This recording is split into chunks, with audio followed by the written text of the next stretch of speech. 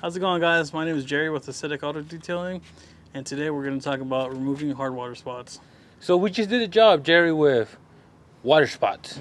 Yes, sir. For potential clients who don't know, how do you get water spots on your car?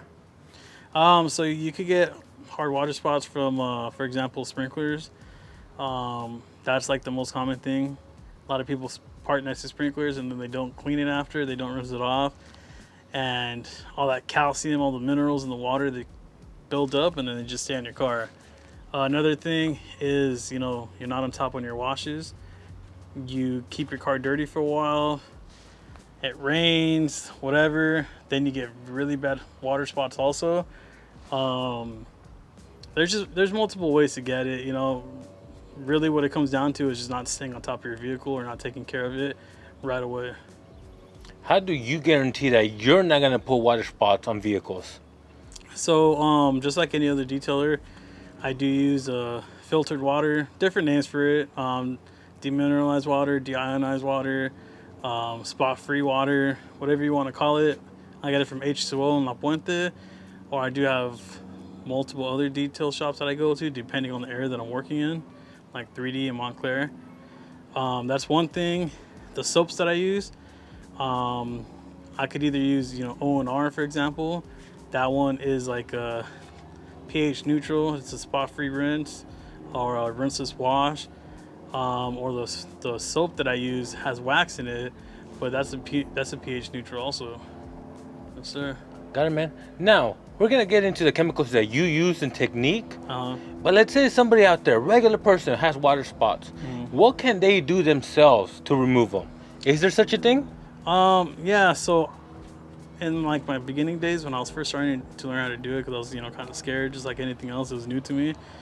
I saw that some people could do just like I think it's like a 50-50 mix of like white vinegar and water. You could try that at first. Sometimes when it's really, really heavy and you can feel it on the paint, some people like to clay bar it first, try to break it down, and then they use a chemical. And if it did kind of remove it, but it's not too much yet, then they could follow up with like buffing it. I've seen some people go as far as like having to sand it down. Personally, I've never had to do that, but I mean, to each their own. I've actually tried multiple chemicals as well, and this one that I have behind me is actually my most favorite one. Yeah. All right, Jerry, let's talk about it, man. What's the chemical? All right, guys, so this one is called Ultra Clean. I bought it from H2O, I would say at least a year ago. And this is their hard water, spot remover. It's great. It's a spray. You can either spray it and then agitate it. What I like to do is kind of just like spray some on the applicator. I like to wear gloves also because you don't want to get that stuff on your hands. And then I just kind of go over it, let it sit for, depending on what the weather's like. If you're in the sun, if it's really hot, I go based off of that, and then I just clean it up. So my steps would be, have like a bucket, soap, a mitt, clean the area first, dry it, apply this, work it in, and then I get the mitt, take it off, take the chemical off, rinse it off, dry it. Works as simple as that. That's why I like it. I've used the chemical guys, their orange gel. Didn't like it. I used to have this one. It was kind of like this. It was a liquid, and it was very, very strong, very concentrated. Baldwin Park Shop used to sell it. I haven't been there in a while, but that one was super strong.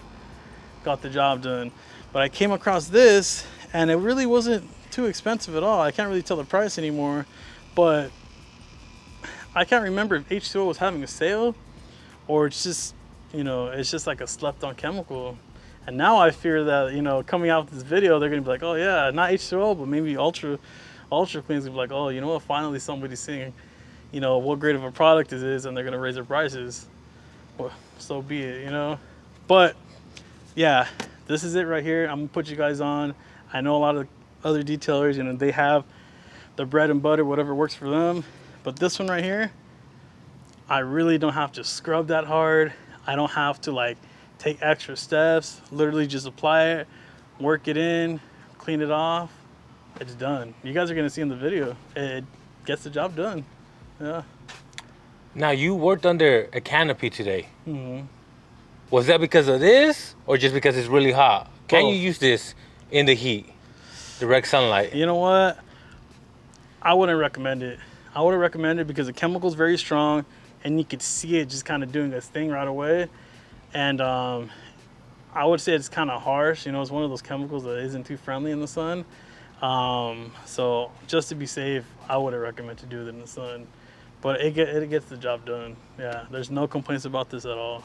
I don't always have to pull it out, but when I do, you know, I know it's gonna get the job done.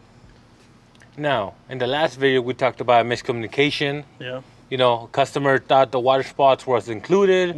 It was not. So, water spot removal, is that an upsell? Is that included in a package? How do you do it? So, it's actually an upsell. I have on my website, you know, buff and wax, or, you know, like paint enhancement, whatever it is. And then I believe I put it in parentheses where it says, you know, water spot removal extra fee or surcharge, whatever it is. But it is listed on my website for sure. That way I don't have any miscommunication. That's the reason why I do it. And roughly, how much is it? It depends. I believe I charge anywhere from like $50 to $100, and that's already if they're getting a package, you know. So that way it's just like a surcharge. I believe I worked on a whole vehicle that had to do with, you know, they just didn't take care of it. So I ended up having to do a complete like buff and wax. But before I did any of that, I washed it and then I used this, cleaned up the vehicle easily with ease. Now, last question is, referring back to the last video, it's happened before where a customer sees a clean car and now all the imperfections are popping out. Oh yeah. How do you make sure that you're not getting accused of leaving water spots as a detailer? Well, so there's this one particular incident that happened years ago. I would say about 3 or 4 years ago.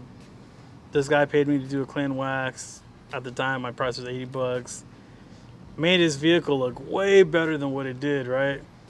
And then he started nitpicking things. And then one of the main things that he brought up was water spots on the windshield. Now the thing is that he only had water spots where the windshield wipers didn't touch, you know? So I started explaining to him, like, look, you see how the middle, you know, where the windshields or wipers are good? That's because the windshield wipers are wiping it off. But everything else that just sits there, that's getting baked into the windshield, and those are causing water spots. He's like, well, those weren't there before. Clearly, got a little mad because I ended up having to tell him, like, look, this is the reason why we use spot-free water. This is why I use pH-neutral water. And this is why, you know, we make sure that, like, we don't let anything sit on too long because of this situation right here. I said, that way we're not in this situation, and that way we're not getting accused of anything. Once I explained everything to him, you could tell it kind of made sense to him, but he was just thinking, like, well, you know, like, can you do it? So I told him, I'm like, you know what? I will do it this one time. And then after I did it for him, he kind of started acting all cool with me, like, oh, well, you know, like, what if I want to hit you up for another package and this and that, I'll hit you up again. So that was one of the situations that taught me, like, I need to put that water spots are not included. All right, guys, but let me know down in the comments below, what do you guys use to remove hard water spots, and what is your technique? But if you guys have any questions, you know, comments, drop it down in the comments below. And don't forget to like, subscribe, and stay blessed.